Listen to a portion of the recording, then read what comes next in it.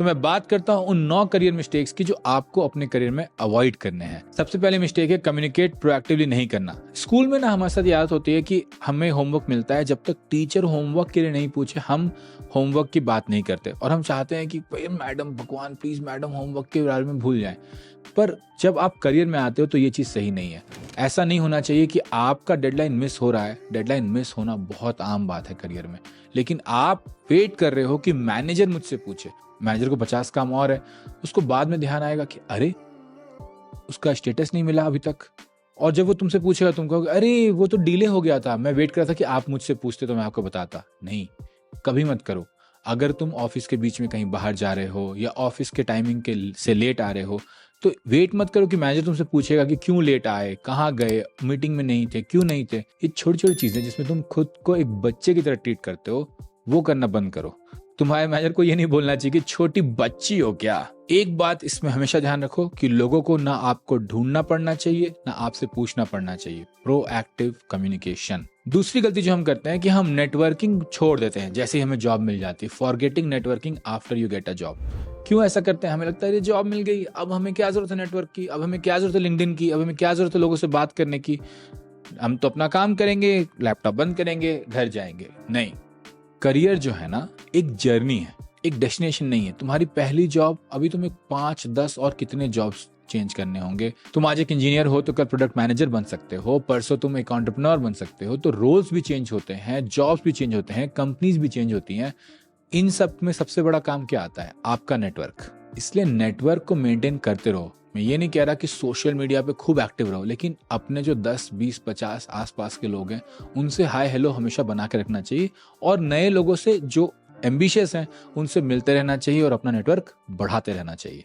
तीसरी और जो सबसे बड़ी मिस्टेक हम करते हैं वो ये है कि हम सैलरी नेगोशिएट नहीं करते, और इसके ऊपर मैंने एक पूरी बड़ी वीडियो बनाई है कि कैसे सैलरी नेगोशिएट करना चाहिए। क्योंकि सैलरी नेगोशिएट आप घुसने के टाइम ही कर सकते हो, और जब आप अंदर आते हो आपको पता चलता है कि यार बाकी लोगों को तो बहुत सारे पैसे मिल रहे थे, मुझे इतने सारे पैसे नहीं मिले, तो आपको बुरा लगता है।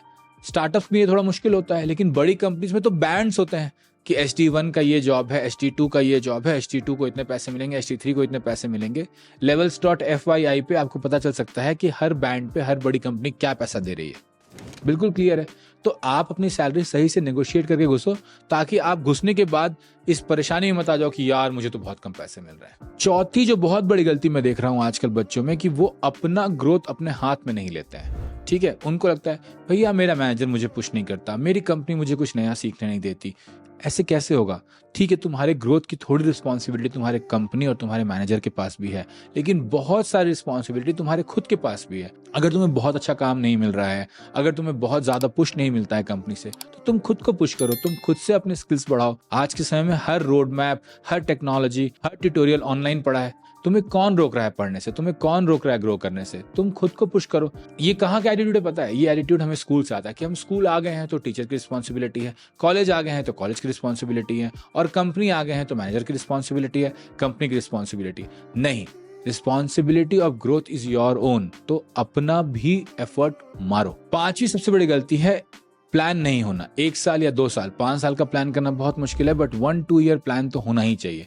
अगर ये प्लान नहीं होता है तो आप सोचते हो जब मैनेजर चाहेगा तब प्रमोशन कर देगा, और आप क्या होते है मैनेजर पे डिपेंडेंट हो जाते हो फिर से अपने ग्रोथ के लिए। नहीं, आप अपने मैनेजर से बात करो, उससे बोलो कि अच्छा नेक्स्ट लेवल जाने के लिए मुझे क्या क्या चीजें आनी चाहिए। उन चीजों को डॉक्यूमेंट करो और रेगुलर 1-on-1s में उसको डिस्कस करो कि क्या मैं वहां पहुंच रहा हूं, क्या मैं वहां पहुंच रही हूं। देखो माइक्रोसॉफ्ट में 4 साल के अंदर मैंने 2 प्रमोशंस लिए, दोनों सीनियर लेवल के प्रमोशंस थे, इतनी आसानी से नहीं मिलते थे। लेकिन मैं यही चीज करता था, मैनेजर के साथ बैठ के अपने पॉइंटर्स डिस्कस करता था, अपने स्ट्रेंथ्स को आइडेंटिफाई करता था, अपनी वीकनेसेस को आइडेंटिफाई करता था, स्ट्रेंथ्स पे डबल डाउन करता था, वीकनेसेस पे वर्क करता था, और जैसे जैसे प्रोग्रेस होता था ना वैसे वैसे उन चेक पॉइंट्स पे मैनेजर से बातें करता था, उनकी फीडबैक लेता था। उससे क्या फायदा होता है? उससे ये फायदा होता है कि मुझे पता था कि अभी मैं इस लेवल पे हूं, 2 साल में मुझे उस लेवल पे जाना है, उस लेवल पे मुझे ये नॉलेज चाहिए, ये स्मार्टनेस चाहिए, ये बाकी के स्किल्स चाहिए, और मैं उन पे काम कर सकता था। तो लाइफ के ड्राइविंग सीट में खुद को बैठाना बहुत जरूरी है। अगले पॉइंट के पहले 1 सेकंड के रुको।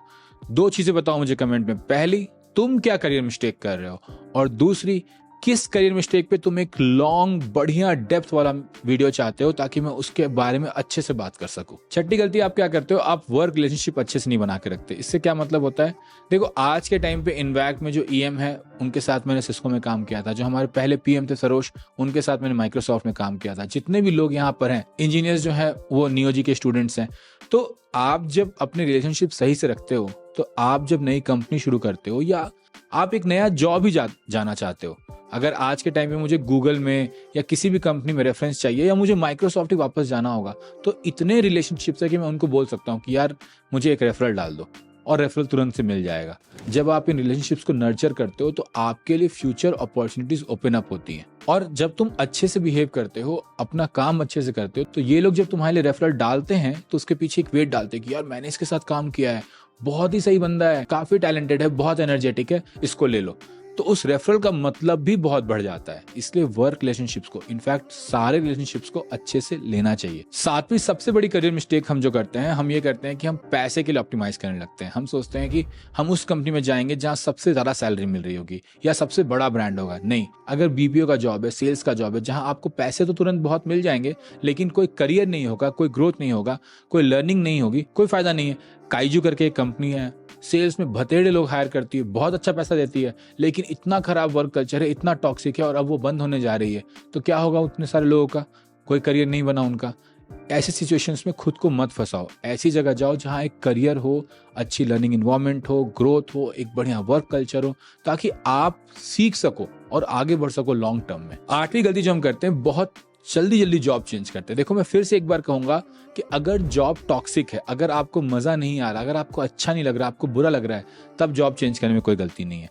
लेकिन जस्ट बिकॉज पैसे मिल रहे हैं, अभी जो फंडिंग का बूम चल रहा था पिछले साल, तो लोग 6-6 महीने में, 3-3 महीने में, 2-2 महीने में जॉब चेंज कर रहे थे और हाइक लेते जा रहे थे। ये बात सही नहीं है। थोड़ी लॉयल्टी रखनी चाहिए, थोड़ा प्रोफेशनल होना चाहिए बिहेवियर। और सबसे ज्यादा इंपॉर्टेंट ये चीज है, अगर तुम किसी जॉब में 2 साल 3 साल नहीं रहोगे तो तुम्हारा खुद का ग्रोथ नहीं होगा, तुम उस ऑर्गेनाइजेशन को समझ नहीं पाओगे, तुम ये समझ नहीं पाओगे कि वहां डेप्थ में कैसे काम करते हैं।